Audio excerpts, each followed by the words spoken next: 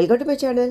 இன்னைக்கு வீடியோவில் ரொம்ப சுலபமாக செய்யக்கூடிய ஒரு ஹெல்த் மிக்ஸ் பவுடர் ரெசிபி தான் பார்க்க போகிறோம். அதுக்கு மேலே நம்ம சேனல் ஃபஸ்ட் டைம் பார்க்குறதா இருந்தால் சப்ஸ்கிரைப் பண்ணிவிட்டு பக்கத்தில் இருக்கிற பெல் பட்டனை கிளிக் பண்ணி வச்சுக்கோங்க. அப்போ தான் நெக்ஸ்ட் போடுற வீடியோ உங்களுக்கு நோட்டிஃபிகேஷன் வரும்.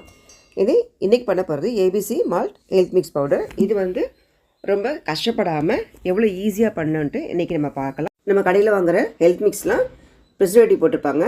நம்ம இதில் எந்த ப்ரிசர்வேட்டிவும் போடாமல் நேச்சுரலாக ரெடி பண்ணுறதுனால ரொம்ப ஹெல்த்தியானது.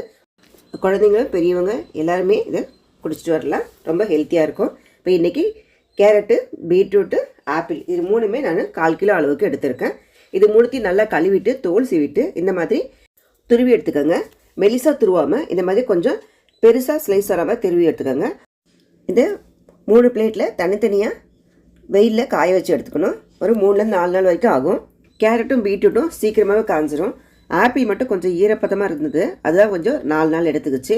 இது நல்லா காயணும். அந்த கையில் பிடிச்சி பார்த்திங்கன்னா அந்த கிறிஸ்பாக இருக்க மாதிரி இருக்கணும். அந்த மாதிரி காயிற மாதிரி வச்சுக்கோங்க. அதே மாதிரி காய வைக்கும் போதும் மேலே ஒரு மெல்லிஸ் துணி போட்டு காய விடுங்க. அப்போ தான் மேலே டஸ்ட் எதுவும் படியாது.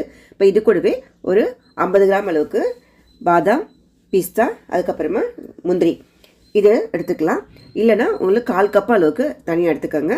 இது கூடவே ஒரு 4-5 ஏலக்காய் சேர்த்துக்கலாம். நல்லா ஃப்ளேவர் கொடுக்கும். இது நல்லா மீடியம் ஃப்ளேம்லேயே வச்சு ட்ரை ரோஸ்ட்டாக நல்லா வறுத்து எடுத்துக்கலாம். ஹை ஃப்ளேம் வச்சிங்கன்னா அது கொஞ்சம் கருகிடும், அப்புறம் கசப்புத்தன்மை வந்துடும் பவுட்ரு இப்போ நல்லா அதை ஆற விட்டுருங்க. ஆறின பிறகு மிக்ஸி ஜாரில் சேர்த்துக்கலாம்.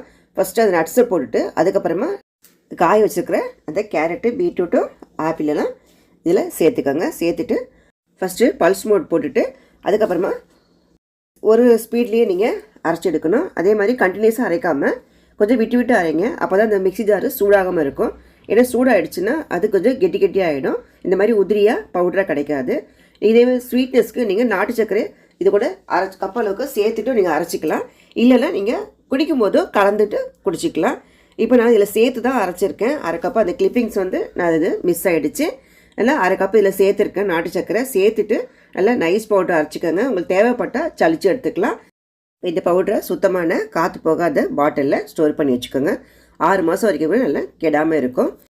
இது ப்ரிப்பேர் பண்ணுறது ஈஸி தான். சூடான பாலில் இப்போ 1.5 டீஸ்பூன் அளவுக்கு சேர்த்துருக்கேன். சேர்த்துட்டு அப்படியே கலந்து குடிக்க வேண்டியது தான். சர்க்கரை போடாதவங்க இந்த டைமில் ஆட் பண்ணிக்கலாம். நம்ம ஏபிசி மால்ட் பண்ணுறது ரொம்பவே கஷ்டம் நினச்சிட்டு இருந்தோம். ஃபஸ்ட்டு நானே ட்ரை பண்ணியிருக்கேன்.